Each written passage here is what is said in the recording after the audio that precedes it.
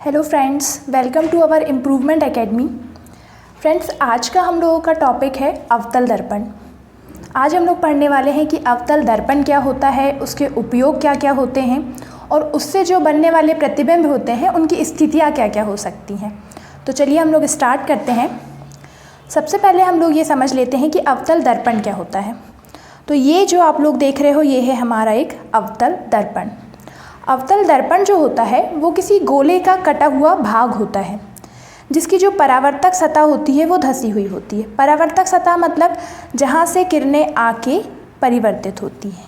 ये अनंत से कोई किरणें अगर आके यहाँ से परिवर्तित होती, इस तल से टकरा के परिवर्तित होती, उसे कहते हैं हम उसका परावर्तक तल। तो अवतल दर्पण का जो परावर्तक तल होता है वो अंदर की ओर धंसा हुआ होता है।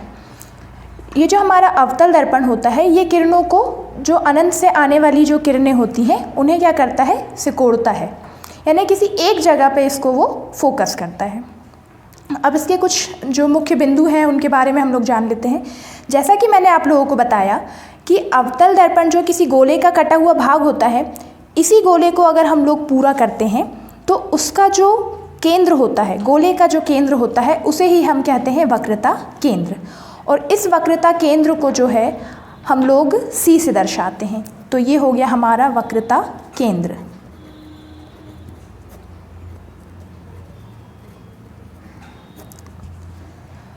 अब ये देख लेते हैं, ये जो अवतल दर्पण है इसका जो मध्य बिंदु होता है उसे हम लोग कहते हैं ध्रुव, और ध्रुव को हम लोग दर्शाते हैं P से। तो ये हो गया हमारा ध्रुव। इसके बाद में ये जो हमारा वक्रता केंद्र है और ध्रुव है, इन दोनों को मिलाने वाली जो सरल रेखा ये जो आप लोगों को दिख रही है इसे हम कहते हैं प्रधान अक्ष रेखा। ये है हमारी जो मेन लाइन होती है। और इसका जो ये प्रधान अक्ष रेखा होती है, इसका जो मध्य बिंदु होता है ये वाला, उसे हम कहते हैं फोकस, और फोकस को हम लोग F से दिखाते हैं। ये हो गया हमारा फोकस। अब देख लेते हैं अवतल दर्पण जो होता है इसे हम अभिसारी दर्पण भी कहते हैं और इंग्लिश में इसे कहा जाता है कन्वर्जिंग मिरर। अब इसके उपयोग क्या क्या होते हैं, मैंने आप लोगों को बताया कि ये जो होता है किसी भी जो आने वाली जो किरणें होती हैं उनके प्रकाश को किसी एक जगह पे फोकस करता है, इसलिए इसका उपयोग जो है वो डॉक्टर लोग करते हैं। मतलब जो टॉर्च वगैरह होती है, आँख, नाक, कान, इन सब चीज़ों के इलाज में जो टॉर्च यूज़ होती है उसके लिए ये यूज़ किया जाता है। गाड़ी की हेडलाइट में ये यूज़ किया जाता है और जो सर्च लाइट होते हैं उन सब चीज़ों में ये यूज़ किया जाता है। सोलर कुकर में भी अवतल दर्पण का यूज़ किया जाता है। और जो सैलून वगैरह में दाढ़ी बनाने के लिए जो मिरर यूज़ होते हैं वो भी अवतल दर्पण ही होते हैं। अब इसके बाद हम लोग देख लेते हैं कि अवतल दर्पण से जो बनने वाले प्रतिबिंब होते हैं उनकी स्थितियाँ क्या क्या हो सकती हैं। तो वस्तु जो है हमारी अवतल दर्पण से पहले कुल 6 स्थितियों में रखी जा सकती है। वो क्या क्या होती है हम लोग समझते हैं। सबसे अंत में जो होता है वो होता है अनंत बिंदु। ये तो वस्तु की हमारी पहली स्थिति हो सकती है अनंत पे। अब अनंत के बाद वस्तु को जब हम धीरे धीरे अवतल दर्पण की तरफ लेके आते हैं तो अनंत के बाद जो है ये वक्रता केंद्र है। अनंत और वक्रता केंद्र के बीच में भी वस्तु की एक स्थिति हो सकती है। तो वस्तु की पहली स्थिति हो गई अनंत पे, दूसरी स्थिति हो गई अनंत और वक्रता केंद्र के बीच में। इसी प्रकार तीसरी स्थिति हो जाएगी वक्रता केंद्र पे। वक्रता केंद्र के बाद धीरे धीरे जब हम लोग अवतल दर्पण की तरफ चलते हैं तो ये है हमारा फोकस। तो वक्रता केंद्र और फोकस के बीच में हमारी दर्पण वस्तु की जो है वो चौथी स्थिति हो सकती है। ये नंबरिंग जो आप लोगों को दिख रही है, बस आप लोगों को इस तरीके से नंबर डालते हुए चलना है। इस जो ये डायग्राम आप लोगों को दिख रहा है, अगर आप इसको 1 से 2 बार बस प्रैक्टिस करोगे तो ये आप लोगों को बहुत आसानी से याद हो जाएगा।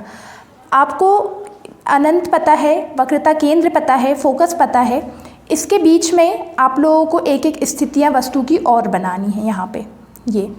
इसके बाद हमें नंबरिंग करनी है। एक हो गई अनंत पे हमारी, दूसरी हो गई वक्रता केंद्र, अनंत और वक्रता केंद्र के बीच में, तीसरी स्थिति हो गई हमारी वस्तु की वक्रता केंद्र पे, और चौथी स्थिति हो जाएगी वक्रता केंद्र और फोकस के बीच में।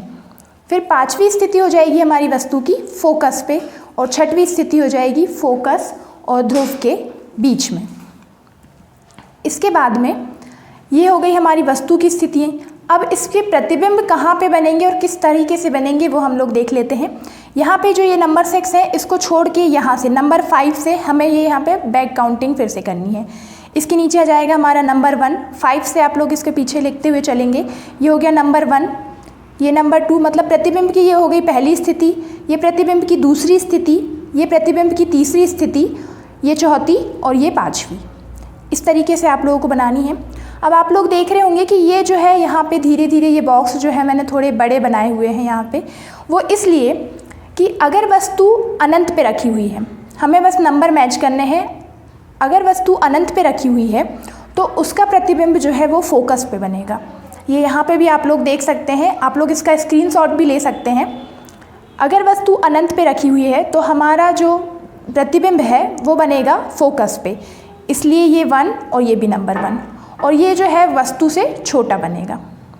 अब अगर हमारी वस्तु अनंत और वक्रता केंद्र के मध्य में रखी है तो हमारा प्रतिबिंब बनेगा वक्रता केंद्र और फोकस के बीच में। ये देखिए, अगर वस्तु वक्रता केंद्र और अनंत के बीच में है तो हमारा प्रतिबिंब जो है वो फोकस और वक्रता केंद्र के बीच में बनेगा। तो ये हो गया नंबर 2।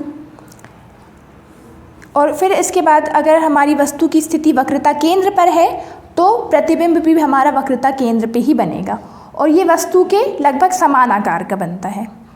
फिर जब हम इधर चलते हैं तो हमारी वस्तु की चौथी स्थिति है वक्रता केंद्र और फोकस के मध्य में, तो हमारा जो प्रतिबिंब है उसकी स्थिति हो जाएगी वक्रता केंद्र और अनंत के मध्य में। ये हो गया नंबर 4, और ये वस्तु से जो है बहुत बड़ा बनता है।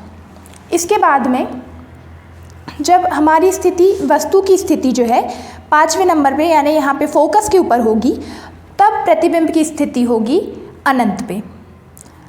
अभी जब वस्तु अनंत पे थी तो प्रतिबिंब फोकस पे बना था। अब यदि वस्तु फोकस पे है तो प्रतिबिंब कहाँ बनेगा? अनंत पे बनेगा, और ये भी वस्तु से बहुत बड़ा बनेगा। अब इसके बाद में ये सारे दर्पण, ये जो सारे प्रतिबिंब बने हैं ये यहाँ नीचे की तरफ बने हुए हैं, मतलब ये वाले जो जितने भी प्रतिबिंब है ये सब कैसे बनेंगे? उल्टे बनेंगे। इसमें एक चीज़ और ध्यान रखने वाली बात ये है कि यदि प्रतिबिंब उल्टा बन रहा है तो वो वास्तविक बनेगा। उल्टे के साथ उल्टा प्रतिबिंब जो है उसके साथ हमेशा जो आएगा वास्तविक आएगा। और यदि सीधा प्रतिबिंब बनता है तो वो हमेशा कैसा प्रतिबिंब रहेगा? आभासी रहेगा। ये दोनों पॉइंट आप लोगों को अच्छे से याद रखने हैं। जब भी प्रतिबिंब उल्टा बना है यानी वो वास्तविक होगा, और प्रतिबिंब सीधा बना है यानी वो आभासी होगा। तो अवतल दर्पण में केवल आभासी और सीधे प्रतिबिंब बनने की एक ही स्थिति होती है, वो ये कि जब वस्तु जो है फोकस और ध्रुव के मध्य में रखी हो, तब प्रतिबिंब जो है हमारा ये दर्पण के पीछे बनता है और सीधा बनता है। ये यहाँ पे ऊपर बना हुआ है यानी ये सीधा प्रतिबिंब बना हुआ है और आभासी प्रतिबिंब है। आई होप आप लोगों को ये अच्छी तरीके से समझ में आया होगा। इस डायग्राम की आपको 1 से 2 बार प्रैक्टिस करनी है, ये आप लोगों को बहुत अच्छे से बन जाएगा। आप लोग इसका स्क्रीनशॉट भी ले सकते हैं। Thanks friends for watching our channel. हमारे चैनल को सब्सक्राइब करें एंड लाइक करें। Thank you.